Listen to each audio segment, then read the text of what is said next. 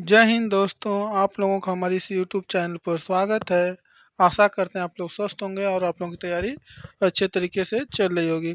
आज की इस क्लास में हम लोग तुगलक वंश से संबंधित तथ्यों को पढ़ना स्टार्ट करेंगे। शुरुआत करने से पहले आप लोगों को बता दें, यदि आप लोग हमारे चैनल को सब्सक्राइब नहीं किए तो चैनल को सब्सक्राइब कर लीजिए, बेल आइकन को दबा दीजिए और वीडियो को ज़्यादा से ज़्यादा शेयर कर दीजिए।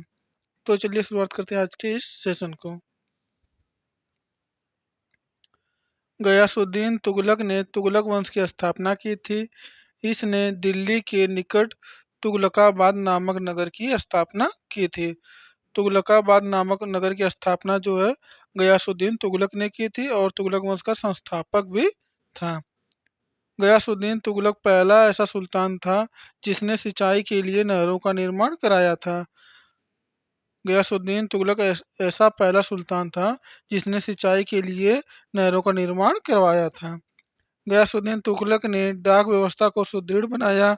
इसने इसने 1/5 या 1/3 लगान वसूल किया था। गयासुद्दीन तुगलक की मृत्यु जो है 1325 ईस्वी में बंगाल के अभियान से लौटते समय जूना खान द्वारा निर्मित लकड़ी के महल में दबकर हो गई।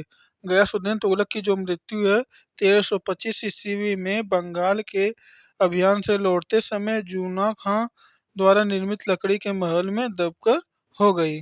गयासुद्दीन के बाद जौना खान मोहम्मद बिन तुगलक के नाम से दिल्ली के सिंहासन पर बैठा। मोहम्मद बिन तुगलक को अंतर्विरोधी का विस्मयकारी मिश्रण एवं रक्त पिपासु कहा गया। मोहम्मद बिन तुगलक को अंतर्विरोधी का विस्मयकारी मिश्रण या रक्त पिपासु कहा गया। मोहम्मद बिन तुगलक के शासनकाल में अफ्रीकी यात्री इब्न बतूता भारत आया। इब्न बतूता भारत कब आया? तो मोहम्मद बिन तुगलक के शासनकाल के समय आया। मोहम्मद बिन तुगलक ने उसे दिल्ली का काजी नियुक्त किया था। इब्न बतूता ने अपनी पुस्तक रहला में मोहम्मद बिन तुगलक के शासनकाल की घटनाओं का वर्णन किया है। मोहम्मद बिन तुगलक के शासनकाल की घटनाओं का वर्णन किस किताब में है? तो इसका सही आंसर हो जाएगा इब्न बतूता द्वारा लिखित पुस्तक रहला में। नेक्स्ट पॉइंट हमारा है, मोहम्मद बिन तुगलक ने कृषकों की सहायता के लिए दीवाने अमीर कोई नामक एक कृषि विभाग की स्थापना की थी। मोहम्मद बिन तुगलक जो है कृषकों की सहायता के लिए दीवाने अमीर कोई नामक एक कृषि विभाग की स्थापना की थी। बर्नी ने मोहम्मद बिन तुगलक की 5 योजनाओं का उल्लेख किया है। पहला है दोआब में कर वृद्धि, देवगिरी को राजधानी बनाना, सांकेतिक मुद्रा जारी करना, खुरासान पर आक्रमण और कराची अभियान आदि। मोहम्मद बिन तुगलक के शासनकाल में 1336 ईस्वी में हरियर और बुक्का ने विजयनगर और 1347 ईस्वी में अलाउद्दीन बहमन शाह ने बहमनी साम्राज्य की स्थापना की। मोहम्मद बिन तुगलक के शासनकाल में ही 1336 ईस्वी में हरियर और बुक्का ने विजयनगर की स्थापना की और 1347 ईस्वी में अलाउद्दीन बहमन शाह ने बहमनी साम्राज्य की स्थापना की थी। नेक्स्ट हमारा है, सिंध या थट्टा के विद्रोह को दबाते हुए उसकी मृत्यु हो गई। उसकी मृत्यु पर बदायूनी ने कहा, राजा को प्रजा से और प्रजा को राजा से मुक्ति मिल गई। मोहम्मद बिन तुगलक की मृत्यु के बाद फिरोज शाह तुगलक गद्दी पर बैठा। फिरोज शाह तुगलक को मध्यकालीन भारत का पहला कल्याणकारी निरंकुश शासक कहा जाता है। मोहम्मद बिन तुगलक की मृत्यु के बाद फिरोज शाह तुगलक गद्दी पर बैठा और फिरोज शाह तुगलक को ही मध्यकालीन भारत का पहला कल्याणकारी निरंकुश शासक कहा जाता था। यह पहला सुल्तान था जिसने राज्य की आमदनी का ब्यौरा तैयार करवाया था।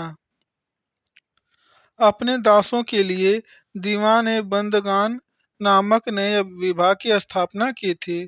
फिरोज शाह तुगलक ने अपने दासों के लिए दीवान ए बंदगान नामक नए विभाग की स्थापना की थी। फिरोज शाह ने लगभग 300 नगरों की स्थापना की, जिसमें से उसके द्वारा स्थापित 3 प्रसिद्ध नगर थे। पहला पहला है हिसार फिरोजा, दूसरा है जौनपुर और तीसरा है फिरोजाबाद दिल्ली। जौनपुर की स्थापना उसने अपने भाई जौना खां की याद में स्थापित किया था।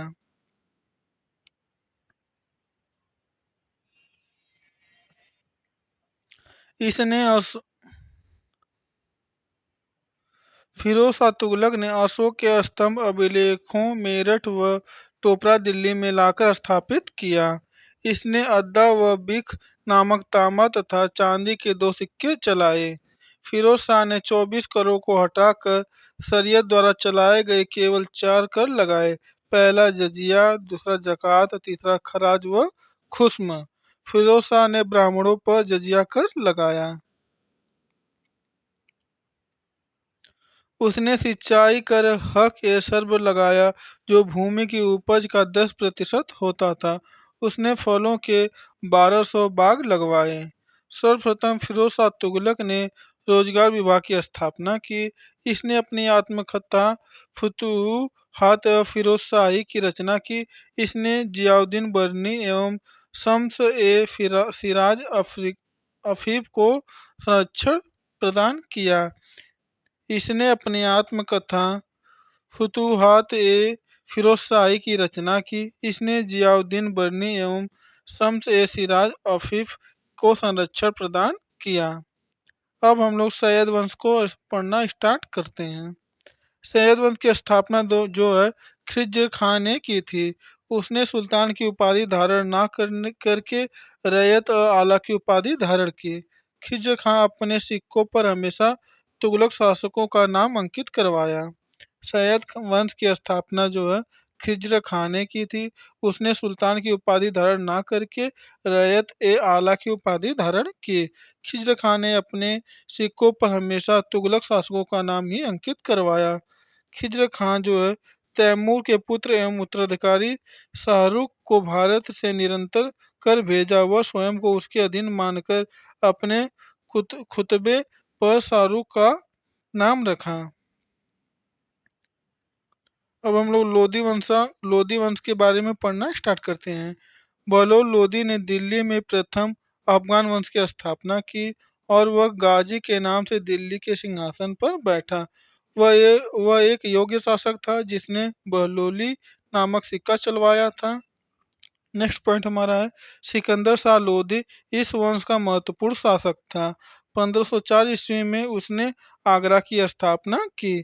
आगरा की स्थापना करने वाला शासक कौन था? तो सिकंदर शाह लोधी था। 21 अप्रैल 1526 ईस्वी को पानीपत के प्रथम युद्ध में इब्राहिम लोधी बाबर से हार गया व मारा गया। यह प्रथम सुल्तान था जो युद्ध स्थल में मारा गया था। सिकंदर लोधी के पश्चात इब्राहिम लोधी शासक बना था। तो दोस्तों आज के लिए बस इतना ही। ऐसे ही वीडियो पढ़ने के लिए आप हमारे चैनल से जुड़ जाइए। आप हमारे चैनल को सब्सक्राइब कर लीजिए, वीडियो को शेयर कर दीजिए और वीडियो को ज़्यादा से ज़्यादा शेयर कर दीजिए। यदि आप लोगों को इस क्लास की पीडीएफ चाहिए तो आप हमारे Telegram channel student point centre से जुड़ सकते हैं। वहाँ पे सारी पीडीएफ अवेलेबल रहती है। पीडीएफ को प्राप्त करके आप अपनी तैयारी को और भी ज़्यादा स्ट्रांग बना सकते हैं। कल के क्लास में हम लोग सल्तनत कालीन स्थापत्य कला के से संबंधित तथ्यों को पढ़ना स्टार्ट करेंगे। जय हिंद, जय भारत।